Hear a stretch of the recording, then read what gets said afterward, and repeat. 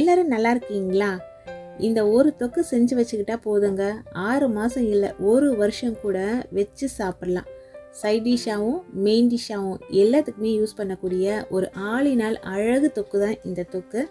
இதை ப்ராப்பராக எப்படி செய்யுதுன்னு பார்க்கலாம்.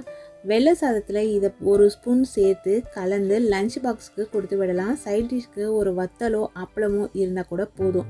தயிர் சாதத்துக்கு சொல்லவே வேணாம், அப்படி ஒரு சூப்பர் காம்பினேஷன்.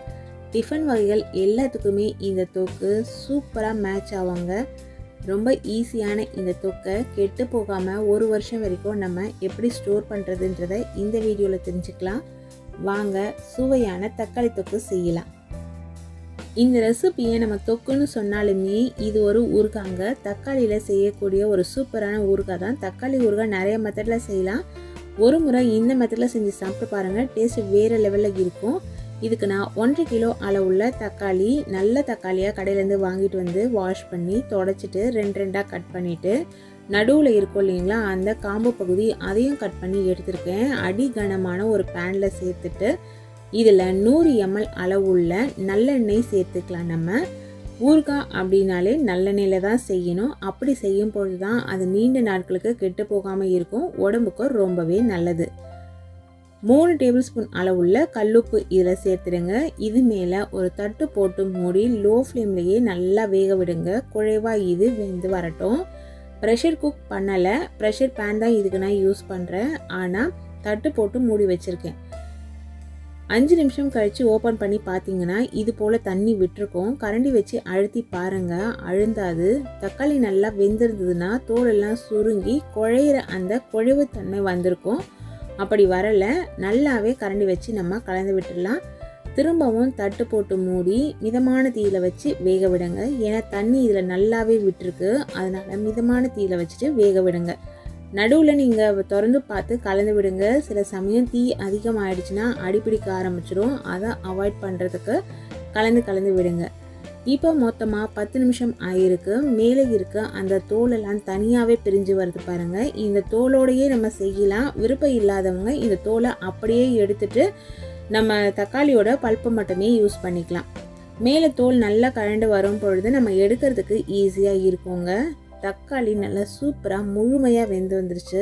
இந்த ஸ்டேஜ் வரைக்கும் கண்டிப்பாக தக்காளியை வேக வச்சு எடுக்கணும். தக்காளி முழுமையாக வெந்த பிறகு ஸ்டவ்வை சுவிட்ச் ஆஃப் பண்ணி நல்லாவே ஆற விட்டுடுங்க. அதுக்கப்புறம் இது போல் எடுத்திங்கன்னா தோல்கள் நல்லா கழண்டு வந்துடும். கூடிய மட்டும் தோல்களை எடுத்துடுங்க, இல்லைன்னா பரவாயில்லை, நம்ம சேர்த்து அரைச்சிக்கலாம். இப்போ நம்ம இதை 1-2 அரைச்சி தான் யூஸ் பண்ண போகிறோம். நான் ஓரளவு தோலெல்லாம் எடுத்துட்டேன். நல்லா ஆறிடுச்சு. இப்போது அந்த தண்ணி இல்லாமல் இருத்து ஒரு மிக்சி ஜாரில் சேர்த்துட்டு பல்ஸில் விட்டு 1-2 நம்ம அரைச்சி எடுத்துகிட்டு வர போகிறோம். தண்ணியோடு சேர்த்து அரைக்க வேணாம். சப்போஸ் தண்ணி தேவைப்பட்டதுன்னா கொஞ்சமாக இதில் சேர்த்துக்கோங்க. இதே போல் திரியாக அரைச்சி எடுத்துக்கோங்க. நல்லா குழைவாக அரைச்சிட வேணாம். திரியாக இருந்ததுனா தான் ஊறுகாய் சாப்பிட்றதுக்கு நல்லா சுவையாக இருக்குங்க. கரெக்டான கன்சிஸ்டன்சியில் நம்ம அரைச்சாச்சு. இப்போ அரைச்ச இந்த தக்காளி விழுதை நம்ம பாத்திரத்தில் சேர்த்துக்க போகிறோம். ஒரு கரெக்டான கன்சிஸ்டன்சியில் சூப்பராக தக்காளி விழுது அரைஞ்சி வந்துருச்சு.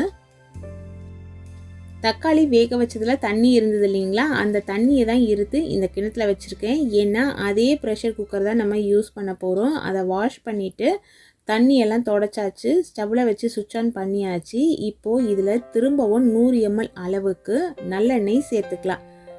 ஊறுகாயை பொறுத்த வரைக்கும் நல்லெண்ணெய் கொஞ்சம் கூடுதலாக தான் தேவைப்படும். நீங்கள் உங்களோட தேவைக்கு ஏற்ற மாதிரி கூடுதலாகவோ குறைவாகவோ சேர்த்துக்கோங்க.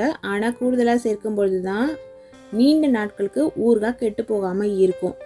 இப்போ இதில் 1-2 தட்டின பூண்டு பற்கள் சேர்த்துருக்கேன். பூண்டை நல்லாவே தோல் உரிச்சு எடுத்தாச்சு. 100 கிராம் அளவுள்ள பூண்டு இருக்கும். மிதமான தீயில இருக்குது. லைட்டாக தட்டி எடுத்து இதில் சேர்த்து நல்லா பொன்னிறமாக வறுத்து எடுத்துக்கோங்க. நல்லா வறுப்பட்ட பிறகு ஒரு 10 பச்சை மிளகாவை இதில் சேர்த்துக்கலாம்.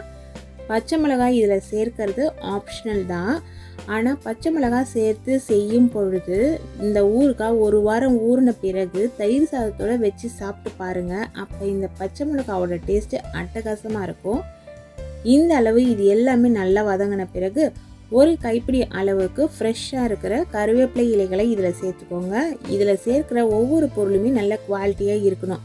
தக்காளியில் ஏதாவது கொஞ்சம் தக்காளி சரியில்லாமல் இருந்தாலோ கருவேப்பிலையில் சரியில்லாமல் இருந்தாலும் ஊறுகாய் சீக்கிரமாகவே கெட்டு போகிறதுக்கு சான்சஸ் இருக்குது. இப்போது கருவேப்பிலை, பச்சை மிளகாய், பூண்டு எல்லாமே சூப்பராக நல்லா பொன்னிறமாக வறுபட்டு வந்திருக்கு. இப்போது திக்கான புளி கரைசலை இதில் நம்ம சேர்க்குறோம். 1/4 கிலோ அளவுள்ள புளியை நல்லா கெட்டியாக கரைச்சி அந்த புளி தண்ணியை இதில் சேர்த்துக்கோங்க. ஃபர்ஸ்ட்டு ஒரு முறை கரைச்சி வடிகட்டிட்டு திரும்பவும் கொஞ்சம் தண்ணி சேர்த்து வடிகட்டிடுங்க. அப்போ நமக்கு திக்காக பேஸ்ட்டு கிடைக்கும். 1/2 டேபிள் ஸ்பூன் அளவுள்ள மஞ்சள் தூள் இதில் சேர்த்துக்கலாம். ஸ்டவ்வை சுவிட்ச் ஆன் பண்ணிக்கோங்க. தீயை குறைச்சி வச்சுக்கோங்க. தீ அதிகமாக இருந்ததுன்னா சட சடன்னு வெளியெல்லாம் தெறிக்க ஆரம்பிக்கும். இப்போது இதில் நம்ம ஏற்கனவே அரைச்சி வச்சுருக்கோம் இல்லைங்களா தக்காளி விழுது, அதை சேர்த்துக்கலாம். புளியோட அளவு பார்த்தீங்கன்னா நான் 1.5 கிலோ தக்காளிக்கு 1/4 கிலோ அளவு சொல்லியிருக்கேன். இது நல்ல புளிப்பான புளி, அதனால் இந்த மெஷர்மெண்ட்டு. சில புளிப்பு குறைவாக இருக்கும், தக்காளி சில சமயம் புளிப்பு குறைவாக இருக்கும். அதுக்கேற்ற மாதிரி புளியோட அளவு நீங்கள் கூட குறைய சேர்த்துக்கலாம். தக்காளி வேக வச்ச தண்ணியும் இதுலேயே சேர்த்தாச்சு. இது இந்த அளவு லிக்விடாக இருக்குது. புளி கரைக்கும் பொழுது தக்காளி வேக வச்ச அந்த தண்ணியை கூட சேர்த்து நீங்கள் கரைச்சிக்கலாம். இப்போது மீடியம் ஃப்ளேமில் வச்சுட்டு மூடி போட்டுட்டு லைட்டாக ஒரு சைடு கொஞ்சம் ஓப்பனில் விட்டு நல்லாவே கொதிக்க விடுங்க. இதே போல் சலசலன்னு முத்து கொதி நல்லா கொதிச்சு வரும். கலந்து விட்டு இது எல்லாம் நல்லா சுருங்கி திக்காக ஒரு தொக்கு கன்சிஸ்டன்சி வர வரைக்கும் நம்ம கலந்து விட வேண்டியிருக்கும். தண்ணி எல்லாம் சுருங்கி புளியோட பச்சை மணம் போயிட்டு இது மாதிரி ஒரு கன்சிஸ்டன்சியில் இருக்கும். இந்த சமயத்தில் 1 டேபிள் ஸ்பூன் அளவுள்ள உப்பு சேர்த்துக்கலாம். 1 டேபிள் ஸ்பூன் அளவுள்ள நாட்டு சர்க்கரை அல்லது சின்ன துண்டு வெல்லம் இந்த சமயத்தில் சேர்த்துக்கோங்க. இந்த ரெசிபி பொறுத்த வரைக்கும் இதில் நாட்டு சர்க்கரையோ வெல்லமோ சேர்த்து செய்யும்பொழுது இதனோட சுவை நல்லாவே தூக்கி கொடுக்குங்க. எண்ணெய்லாம் பிரிஞ்சு எந்த அளவு நல்லா சுருங்கி வந்திருக்கு பாருங்கள். இனிமே தான் இதுக்கு காரத்துக்கு மிளகாய்த்தூள் நம்ம சேர்க்க போகிறோம். இது வரைக்கும் பச்சை மிளகாயிலேயே தான் வெந்து வந்திருக்கு. இப்போது தனி மிளகாய்த்தூள் தூள் அரைச்சி வச்சுருக்கேன். அந்த தூள்லேருந்து 3 டேபிள் ஸ்பூன் அளவு சேர்க்குறேன். காரத்துக்கு ஏற்ற மாதிரி கூட குறைய சேர்த்துக்கோங்க.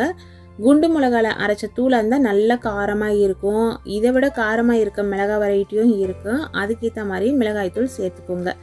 மிளகாய்த்தூள் சேர்க்கும் பொழுது ஸ்டவ்வை நீங்கள் லோ ஃப்ளேமில் வச்சுடுங்க. லோ ஃப்ளேமில் வச்சுட்டு மிளகாய்த்தூள் சேர்த்துட்டு நல்லாவே கலந்து விடுங்க.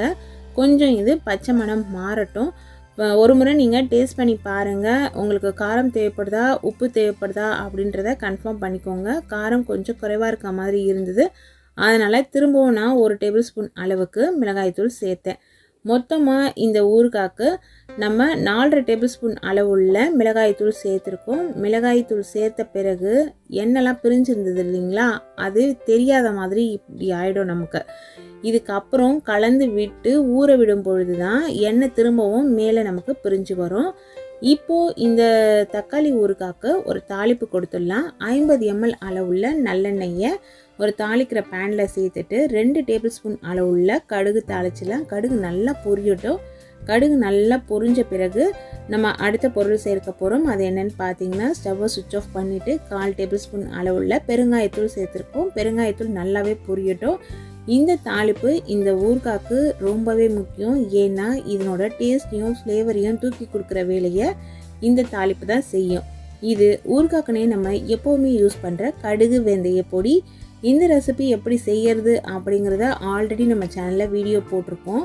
3 பங்கு கடுகு 1 பங்கு வெந்தயத்தை நல்லா வறுத்துட்டு அதை ஆறின பிறகு பொடியாக அரைச்சி வச்சுருக்கோம். அதுலேருந்து 3/4 டேபிள் ஸ்பூன் அளவு இதில் எடுத்து சேர்த்துட்டு இந்த தாளிப்பை எடுத்து தொக்கில் சேர்த்து நல்லா கலந்து விட்டு மினிமம் 3 நாள், அதுக்கப்புறம் ஒரு 5 நாள் அளவுக்கு கூட நீங்கள் ஊற விடலாம். ஊற விட்டுட்டு சாப்பிட்டு பாருங்களேன், டேஸ்ட்டு வேறு லெவலில் இருக்குங்க. சிலருக்கு ஊறுகாவை செஞ்ச உடனே சாப்பிட பிடிக்கும். அப்படி சாப்பிட்டாலும் ஒரு வித டேஸ்ட்டு. 3 நாள் ஊறின பிறகு சாப்பிட்டிங்கன்னா இன்னொரு டேஸ்ட்டு. 5 நாளைக்கு அப்புறம் சாப்பிட்டிங்கன்னா வேறு ஒரு டேஸ்ட்டுங்க. உங்களுக்கு எது பிடிக்குதோ அதுக்கேற்ற மாதிரி நீங்கள் வச்சு சாப்பிடுங்க. நல்லா ஆறின பிறகு ஒரு கண்ணாடி பாட்டிலையோ இல்லை பீங்கான் ஜாடிலையோ ஈரெல்லாம் இல்லாமல் நல்லா கழுவி வெயிலில் காய வச்சு துடைச்சிட்டு காற்று போகாமல் அதில் ஸ்டோர் பண்ணி எடுத்து வச்சுக்கோங்க. ரூம் டெம்பரேச்சர்லேயே இந்த ஊறுகாய் 3 மாதத்துலேருந்து 6 மாதம் வரைக்கும் கெட்டு போகாமல் இருக்கும். அதுக்கப்புறமும் எண்ணெயோட சுவை மாறாமல் இருக்கணும்னா நீங்கள் ரெஃப்ரிஜிரேட்டரில் ஸ்டோர் பண்ணிட்டீங்கன்னா இந்த எண்ணெயோட அந்த தன்மையும் மாறாமல் நல்லா சூப்பராக இருக்கும். இதுவே நம்ம வீட்டில் சொந்தமாக எல்லாம் விளைவிச்சு நீங்கள் எண்ணெய் செக்கில் ஆட்டி அந்த எண்ணெயை யூஸ் பண்ணுறீங்கன்னா 1 வருஷம் வரைக்கும் ரூம் டெம்பரேச்சர்லேயே வெளியிலேயே வச்சுக்கலாம். ஆனால் இப்போ நம்ம எண்ணெய் கடையிலேருந்து வாங்குகிறோம், அது எந்தளவு குவாலிட்டியாக நமக்கு கிடைக்குதுன்றது தெரியாது. அதுக்கு ஏற்ற மாதிரி நீங்கள் ரெஃப்ரிஜிரேட்டரில் வச்சு யூஸ் பண்ணிக்கோங்க. எண்ணெய் தாராளமாக கொஞ்சம் யூஸ் பண்ணணும், உப்பு கரெக்டான அளவு போடணும். இது ரெண்டும் கரெக்டாக இருந்தால் தான் ஊறுகாய் ரொம்ப நாளைக்கு கெட்டு போகாமல் நல்லா இருக்குங்க. இந்த ரெசிபியை நீங்களும் உங்கள் வீட்டில் செஞ்சு சாப்பிட்டு என்ஜாய் பண்ணுங்கள். Thank you friends.